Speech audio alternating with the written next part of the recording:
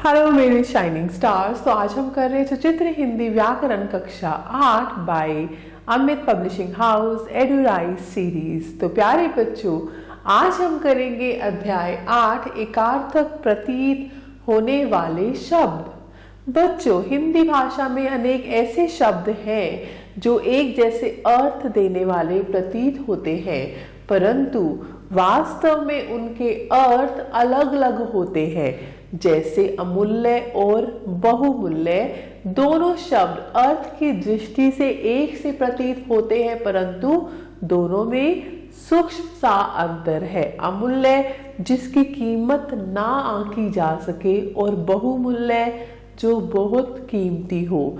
कुछ एकार्थक प्रतीत होने वाले शब्द इस प्रकार हैं। ये शब्द है, ये अर्थ है और इनके वाक्य। पहला है अर्चना, धूप अगरबत्ती आदि से पूजा करना और पूजा बिना किसी सामग्री के पूजा करना। तो अर्चना का वाक्य है, घरों में सुबह शाम धूप अगरबत्ती जलाकर अर्चना की जाती है। हमें सच्चे मन से पूजा करनी चाहिए। दूसरा है इच्छा, यानी साधारण इच्छा। आज विद्यालय जाने की इच्छा नहीं हो रही है। अभिलाषा किसी विशेष वस्तु को पाने की इच्छा। मेरी अभिलाषा है कि मैं सफल डॉक्टर बनूं। तीसरा है दुख, किसी प्रिय व्यक्ति वस्तु के खोने का दुख। पुलिस इंस्पेक्टर मोहन सिंह शर्मा के निधन पर सारे देश ने दुख मनाया। और खेद, आत्मग्लानि, अपनी गलती पर दुखी होना। मुझे खेद है कि मैं कल कार्यक्रम में ना आ सका। आगे है मृत्यु, यानी साधारण मौत। कल सड़क दुर्घटना में 4 लोगों की मृत्यु हो गई। निधन यानी श्रेष्ठ और किसी महान व्यक्ति की मृत्यु। काफी समय से बीमार चल रहे फिल्म जगत की मशहूर हस्ती किशोर दा का निधन हो गया। पांचवा है व्यय, यानी सामान्य खर्च। आजकल बच्चों की शिक्षा का व्यय बहुत बढ़ गया है। अपव्यय, फिजूल खर्च। त्योहारों के दौरान बाजार में लगी सेल में हमें अपव्यय से बचना चाहिए। छठा है पाप, यानी धार्मिक नियमों का उल्लंघन।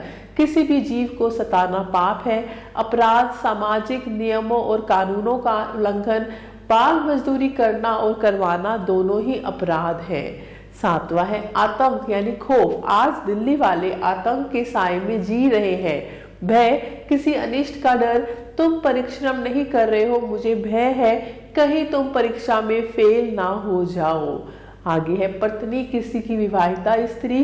श्री राम की पत्नी सीता थी। स्त्री कोई भी महिला। भारतीय स्वाधीनता संग्राम में स्त्रियों ने महत्वपूर्ण योगदान किया।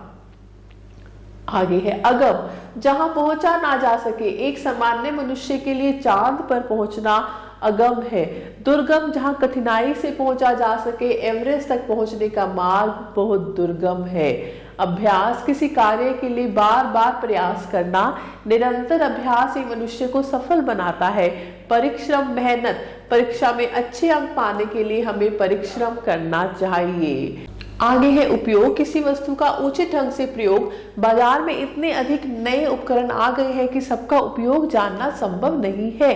प्रयोग, किसी वस्तु का सामान्य रूप से प्रयोग।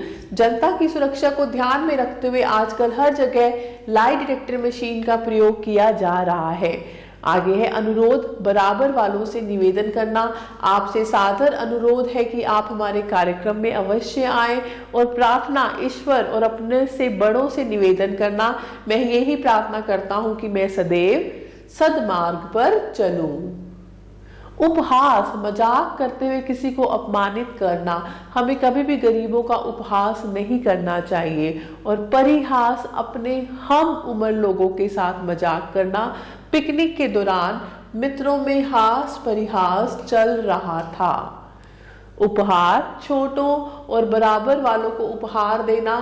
कार्तिक के जन्मदिन पर उसे बहुत सारे उपहार मिले। भेंट, बड़ों को सम्मान स्वरूप उपहार देना। विद्यालय के वार्षिक उत्सव में अतिथि को स्मृति चिन्ह भेंट किया गया। अपयश यानी बदनामी, कई बार बहुत ज्ञानी होने के बावजूद अपनी जरा सी गलती की वजह से बहुत अपयश झेलना पड़ता है। कलंक यानी चरित्र पर दोष लगाना। जवान बेटे ने जेल जाकर माँ बाप की इज्जत पर कलंक लगा दिया। तो अब आपकी बारी है। प्रश्न 1 सही विकल्प चुने। पहला है, बेटे द्वारा शौर्य चक्र जीतने पर बाप का सीना डैश से चौड़ा हो गया। गर्व से चौड़ा हो गया।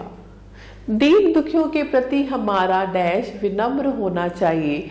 हमारा आचरण विनम्र होना चाहिए। विराट कोहली ने रास्ते में खड़े प्रशंसकों को हाथ जोड़कर डैश किया अभिवादन।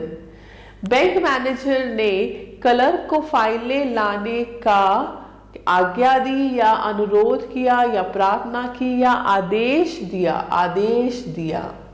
दूसरा है, निम्नलिखित शब्दों से वाक्य इस प्रकार बनाओ कि उनके अर्थ स्पष्ट हो जाएं, जैसे अभ्यास किसी चीज को निरंतर करना, परिश्रम मेहनत करना, ऐसे व्यय खर्च करना, और अपव्यय जो फालतू खर्च करना, और ये है अस्त्र शस्त्र पाप अपराध। तो आप इनके वाक्य बना सकते हैं।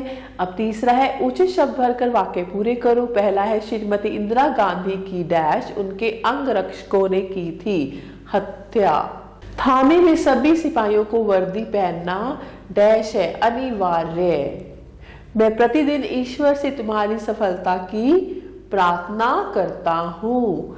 बिजली के बल्ब का आविष्कार थॉमस एडिसन ने किया था।